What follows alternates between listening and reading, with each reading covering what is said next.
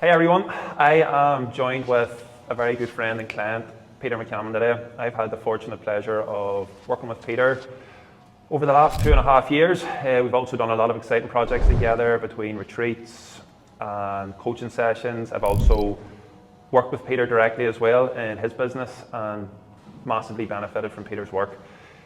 Peter's been kind enough just to have a conversation with me, share some about his story around health, fitness, well-being, at 56 years young, where he's at now, what's important to him going forward with his health, what that whole journey's looked like to this point, and what he's focused on as he continues to build great levels of fitness and well-being and longevity. So Peter, we obviously started working together over 2.5 years ago, but I obviously went to school with your son. We were the same age. That's right. And my dad and you were both in the same class at school together as well. That's right. So as far as having a direct relationship, it was something that wasn't there for a few years just because we never probably were introduced or knew each other.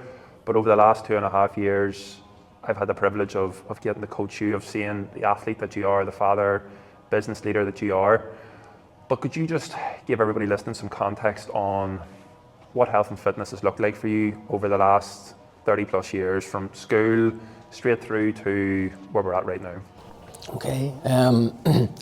I played rugby at school. Left school, played at my local club, the town club. As an under 20, I played some representative rugby, but not really high level, but just week in, week out for I suppose eight years after school. Played rugby. That was my game.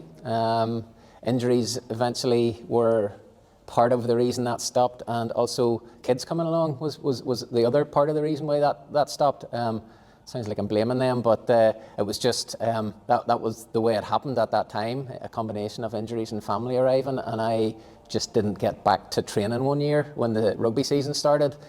What age was that, Pete? I was 26 at that stage. Probably for a few years I didn't do very much. I did bits and pieces. That's how I would describe it. Probably for the next 10 years, probably did a bit of running off and on. I would say didn't do anything competitive. I'd say it was mostly running off and on, and then I got into cycling for a while, and for quite a few years, maybe 5-6 years, cycled probably certainly even during the winter as well. I was cycling 150 miles a week, and I got into reasonable shape on a bike, did a few sort of sportives, over a weekend, a couple of 100 miles over a weekend. Went down south in Ireland and down to Cork and Killarney and spent a few days down there just cycling 100 miles every day for 4 or 5 days, did that a few times. And then I got into triathlons for a couple of years, did triathlons. Probably bizarrely or maybe stupidly, the first triathlon I actually ever signed up for was an Ironman.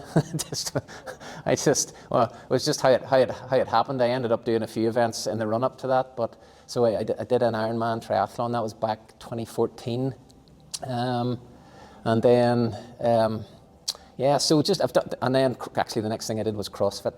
I discovered CrossFit through my son Jake, and so I got into that for probably 5 years, and then was struggling with injuries actually, and that was around the time I met you. I've always done something, but the big difference over the last 2 years is the actual measurement of what there's a real intentionality about it. It's not just bits and pieces here and there, or I better go for a run to keep fit, or I better go for a cycle.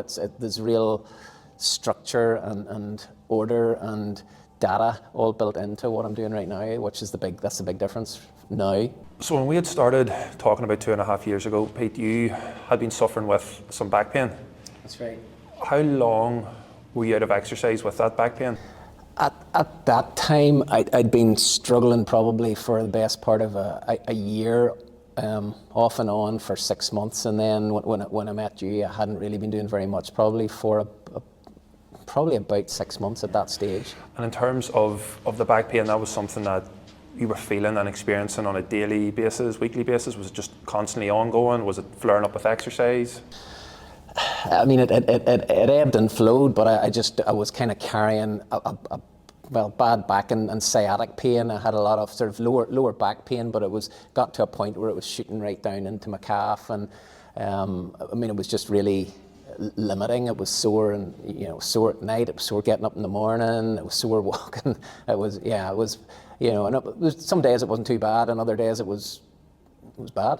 It was really, really sore. I remember when we went through an assessment, it was very evident early on just we were lacking some mobility and stability around the core, pelvis and hips area. And since we've addressed that, for me, watching you develop more strength, better control in your body, the back pain it's more or less went away. Where's it at? Almost totally. I mean, every now and again, I'll do something where I'll get a twinge.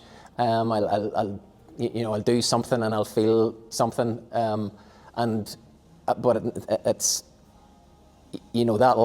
I'll react to that. I'll go through some protocols with that, which we have talked about, and maybe it's taking it easy for a few days. It's getting back into movement. What I've learned is just because I'm sore in one part of my body doesn't mean my whole body has to stop. So I've learned to figure out the movements that I can do when I have pain in one part of my body, so that I can keep going with the training that I'm doing.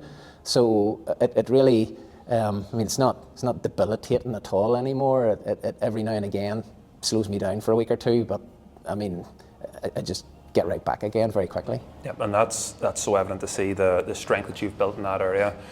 And one of the parts you mentioned was about data. So for anybody listening, your VO2 max is elite for your age.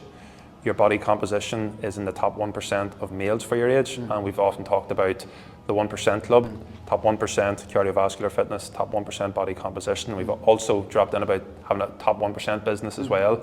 How do the two merge together for you? How does health and fitness and business align together for you? What does that look like? Well, I think for me, the merging of that is all about, for me, it's about energy. And, what I haven't said so far is I went through a period back in 2006 where I hit what I call burnout. I just literally stopped functioning. I was going too hard, too fast, trying to do too many things, working till midnight, getting up at 6, just on that treadmill of work, squeezing in some exercise here and there, and I just hit a wall. And for me now, I am absolutely determined that will never happen again. And so one of the big things that I've learned since we started to work together is the importance of sleep. I just was not prioritizing that at all. I just thought, how little can I get away with, was how I was functioning. And now I have an Oura ring, which gives me information about not only how long I sleep, the quality of my sleep.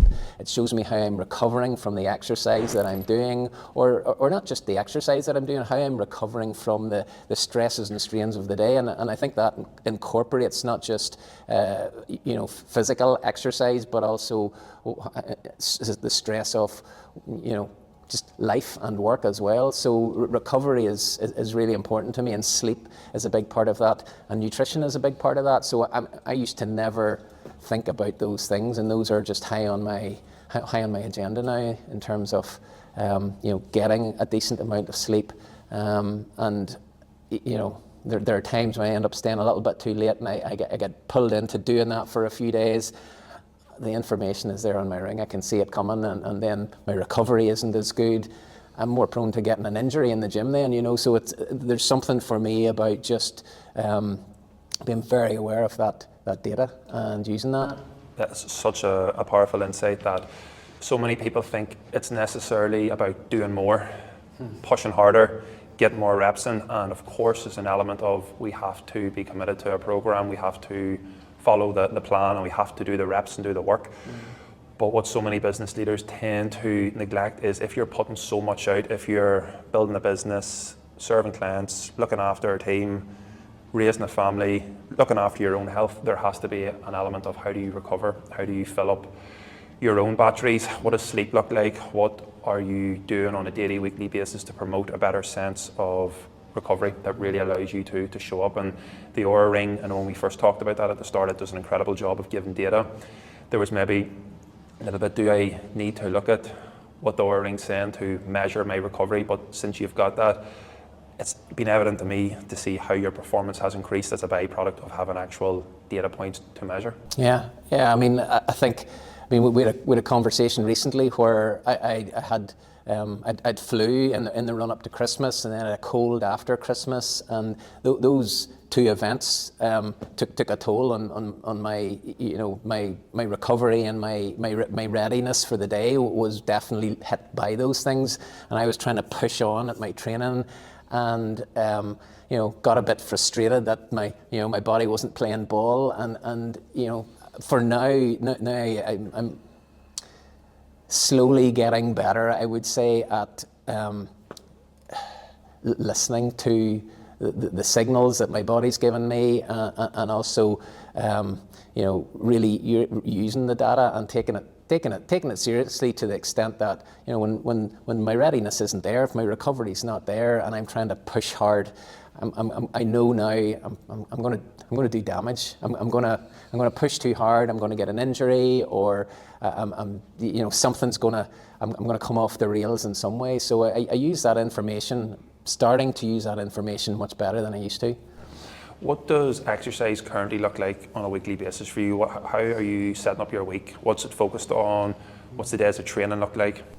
So I train 3 times a week with group of men that you know very well.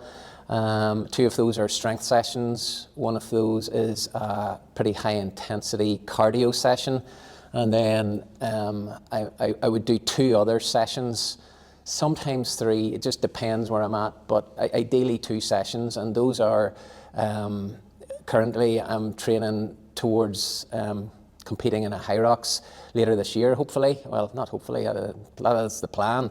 And so I'm doing some running, and I'm doing that at a pretty low intensity, what you've taught me, zone 2, which is my heart is working at a rate that I'm not running out of oxygen, basically, is how I understand it. And my zone 2, I just run within that zone 2. And so I'll do 2 roughly 60-minute sessions weekly on top of the three gym sessions.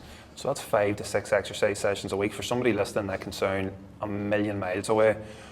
But what does 5 to 6 exercise sessions give you back on a weekly basis? What's the return off that? Because anybody listening from a business perspective will be like, if I'm allocating this amount of time, it's got to be doing something good for me. What does it give back for you personally? Yeah, I mean, there's a couple of things, but I feel great. There's a feeling for a start. I mean, you get up in the morning, sometimes I'm a bit tired, mostly I'm not. My energy is is steady. The energy that I have for the work that I do with my clients, the energy I have for my family, that's a big difference. But I think it's so there's 2. So there's the energy, then there's the feeling. I feel great, and then the knock on off that is when I feel great, and my energy is good. My relationships with my kids are away, so it's mostly just me and my wife Jules at home. So my relationships at home are great. The work that I do with my clients is great. I'm not heading into sessions with wondering how I'm going to have the energy to get through it. That's never a question for me. So and then the knock on of that is I do good work, and my clients get what they want from their sessions, and so my business is going. But absolutely, my business is going better because of the physical shape that I'm in. I've no doubt about that. Yeah, that's pretty powerful, especially when we think of the amount of kilograms of muscle we've added as well. Mm-hmm. As an outcome, your cardiovascular health, your ability to show up and deliver personal, business, fitness. Looking forward to High Rocks as well. And 56 years young for me, when I see you, your fitness is only going one way, and when we use the data points to measure that, it's exciting from a coaching perspective. It's exciting as a friend to see somebody continually level up in them areas. If you were just having a conversation with a close friend, family member, there's somebody in their 50s and they're thinking around, I need to do something, but I don't actually know what I need to do, and you put yourself back in that position, what are you telling them? I mean, for me, it's always take some action. It's always about taking action, and for me, it depends on where they are. But it's for me, if they can find their way into some kind of whether it's a program that's online or whether it's a program where they're training in a group, I think for me, for somebody who hasn't trained in 20 years to just walk into a gym and figure it out on their own, I think that's difficult. It's not that you cannot do it, but there's something about leaning on the experience and the expertise and the knowledge that's out there, and lean on people. I think doing things with people. I mean, I absolutely love training in the group that I train in, because we cheer each other on, we give each other a hard time in a friendly way. There's that friendly competitiveness. The fact that I train in a group, I got to show up. So create an environment, find a way to engage with this in a way where you're going to show up. And so whether that's hiring a PT, or whether that's signing up to an online program or a small group PT, do something. Awesome advice. And then the last piece is, you still travel quite a bit throughout the year in terms of work, family. I know you're going to Australia soon to see your son. When you're traveling, what does exercise look like? If I'm working, I will actively look for either a hotel that has a gym, or I will look for a gym that is near the hotel that doesn't have a gym, and I'll train. I mean, I'm traveling to Germany this week. I'll be away Sunday to Thursday. There's a gym in the hotel. I've got enough clothes packed already. I will be aiming to train 3 times while I'm away, and so. Last year, my wife and I travelled for a month twice, and I was probably working at slightly lower capacity than normally, which meant there was slightly less work stress. And what I know is I was able to dial up the exercise. I mean, when I was away last year in which month was it? I think it was May. I was training 6 times a week. So I mean, I'll use the sunshine as an opportunity to push it a little bit harder. I mean, well, you know this about me. I love it. I really enjoy it, and I love the feeling of pushing myself. I love the feeling afterwards. I just feel energized by the exercise, and I'm not for stopping. Yeah, just to finish, when I see a man 56 years young putting in the level of effort and commitment that you do, and the trajectory and the growth that you're on, it inspires me as a coach. It's impossible not to be inspired by that. People sometimes can feel like they're redundant when they get into their 50s, that it's all downhill from here. This is how life should be feeling. I should have aches and pains. I should have low energy. I shouldn't be going to the gym. It's only for young people. But the quality of exercise that you put into your life, how you make nutrition and recovery a part of your life, and the outcomes that you now have, the business that you're creating, the relationship you have with your wife, your kids, it's so inspiring, and that definitely has a knock-on effect to the people you spend time with, myself included. And I'm excited to watch you continue to grow and smash the high rocks this year. I'll look forward to it. Yeah. Thanks, mate. Thanks, Jordan.